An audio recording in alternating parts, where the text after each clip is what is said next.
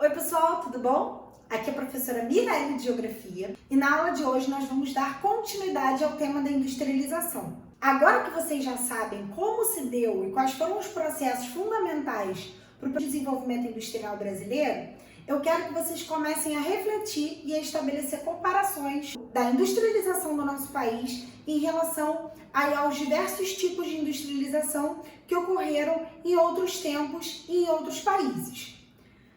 Assim, na aula de hoje, nós vamos começar pela pioneira no processo de industrialização, aquela que desbravou a transformação da matéria-prima por meio do uso de máquinas, a Inglaterra.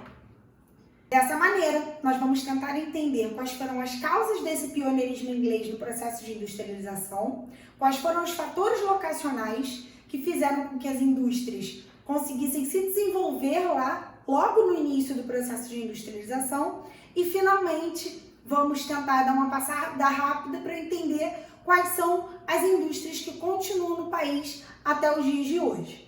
Portanto, gente, eu gostaria de começar essa aula falando sobre os fatores políticos, econômicos, sociais e geográficos que favoreceram esse desenvolvimento industrial inglês. O primeiro deles que eu queria apontar é o acúmulo de capital que a Inglaterra teve por conta do sucesso dela durante a doutrina mercantilista, levando em consideração que esse acúmulo de capital foi fundamental depois para o investimento desse montante no desenvolvimento da indústria.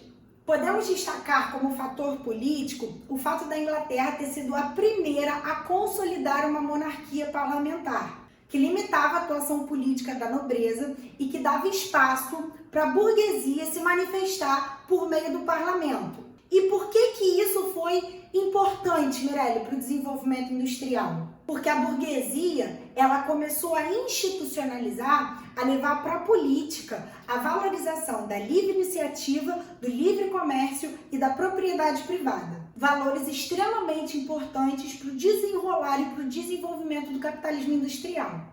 Um outro fator que a gente precisa ressaltar é a existência de elementos naturais que favoreceram esse processo de industrialização, como, por exemplo, a abundância de ferro e de carvão mineral no território inglês. Assim como o carvão ele era importante para o fornecimento de energia, que passou a ser utilizado ao longo do século XVIII, o ferro era uma matéria-prima muito importante para a consolidação das máquinas que seriam utilizadas nessa indústria. Se formos analisar um aspecto geográfico em relação ao formato da Inglaterra, não podemos esquecer que ela está em uma ilha, na ilha da Grã-Bretanha, que ela divide com Escócia e País de Gales. E por que esse formato insular ele era importante?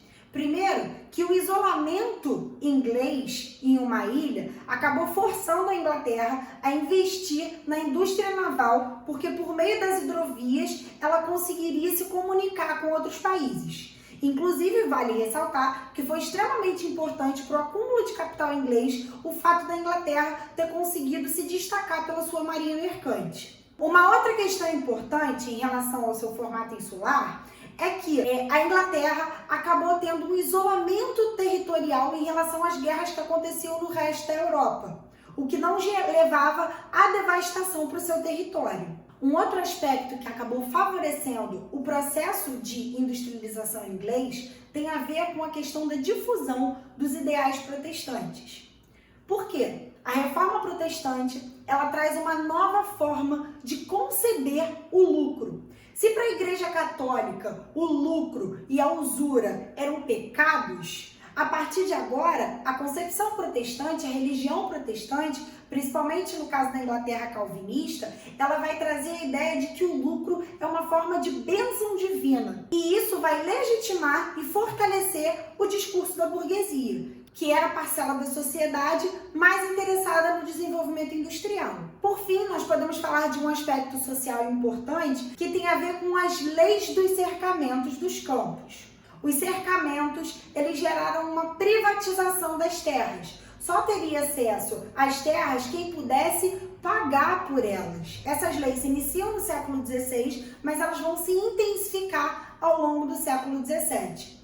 Com isso, apesar das terras comunais elas pertencerem à nobreza, quem trabalhava nelas eram os camponeses. Quando essas terras elas passam a ser privatizadas, só quem pode pagar por elas é que pode ter acesso a elas, parte desses camponeses acabam ficando como mão de obra ociosa.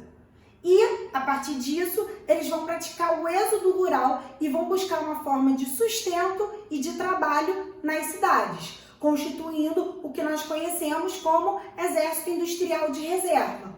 Como a oferta de mão de obra ela era muito maior do que a oferta de empregos e, ao mesmo tempo, não existiam direitos trabalhistas, essa mão de obra ela podia ser muito explorada e, dessa forma, a burguesia industrial que se consolidava poderia, inclusive, extrair o máximo de lucro possível do seu trabalho. Por outro lado, não podemos esquecer que os cercamentos, eles vão favorecer a mecanização do campo. Quem pode pagar pela terra tem dinheiro para investir nela também. Investir em mecanização, substituir parte daquela agricultura pela criação de ovelhas. Essas ovelhas, por sua vez, vão fornecer matéria-prima para a indústria têxtil, que é uma das primeiras indústrias de bens de consumo não duráveis que vai se desenvolver na Inglaterra.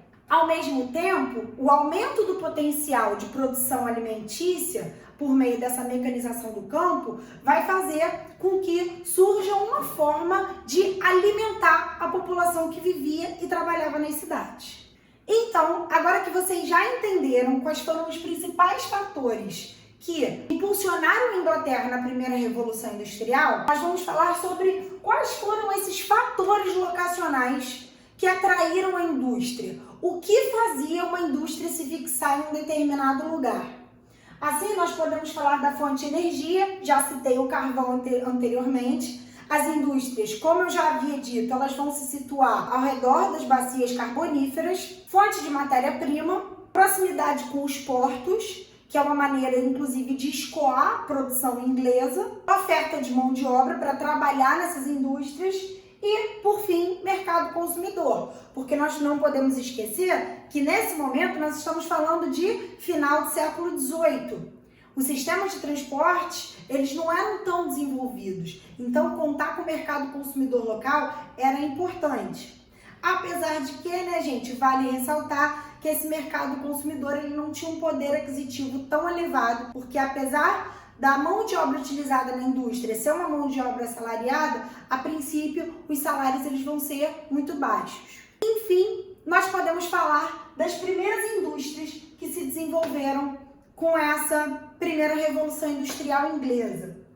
Destacamos então a siderúrgica, a indústria têxtil, a indústria naval já no início do século XIX e a indústria de bens de capital, que é aquela que vai fornecer maquinários para a agricultura. Só que, gente, vocês devem estar se perguntando, será que a Inglaterra funciona nesse esquema até hoje? Será que ainda são essas as indústrias que são mais fortes na Inglaterra? Será que as cidades de Yorkshire, Midland, Liverpool, Glasgow, Londres, elas ainda têm um desenvolvimento industrial tão forte assim? Será que o padrão de localização das indústrias inglesas continua o mesmo? Não, gente, algumas mudanças aconteceram. Posso dar um exemplo para vocês. Aquela dependência gigantesca que a Inglaterra tinha, que a indústria inglesa tinha em relação ao carvão mineral, ela vai diminuir bastante. Tanto que hoje em dia, as principais fontes de energia utilizadas na Inglaterra são gás natural, petróleo e eletricidade. Por esse motivo, nós já percebemos que não é necessário mais que as indústrias se situem lá naquelas cidades que elas se alocaram durante a primeira Revolução Industrial. Isso gera uma mudança na lógica do padrão de organização espacial, a decadência de algumas áreas, a saída de algumas indústrias da Inglaterra, mantendo só a sede lá e dispersando as suas montadoras pelo mundo, em busca de outros fatores locacionais que barateiem os custos de produção. E o que a gente percebe é que hoje em dia na Inglaterra, o Centro-Sul é a área de uma indústria de alto valor agregado, como, por exemplo, a eletrônica, a aeronáutica, a indústria de biotecnologia e a indústria automobilística. Via de regra, essas indústrias de valor agregado mais alto, produtoras de tecnologia, elas vão acabar procurando proximidade com tecnopolos, que são centros produtores de tecnologia, que via de regra tem mão de obra qualificada, investem em capital de risco e que visam sempre lançar uma indústria de ponta. Assim, nós podemos citar como exemplo a proximidade de um parque industrial inglês do Tecnopolo de Cambridge e no oeste de Londres, no corredor oeste. Tá certo, galera? Então é isso, finalizamos por aqui o processo de industrialização em inglês. Na próxima aula falaremos do processo de industrialização dos Estados Unidos. Um beijo!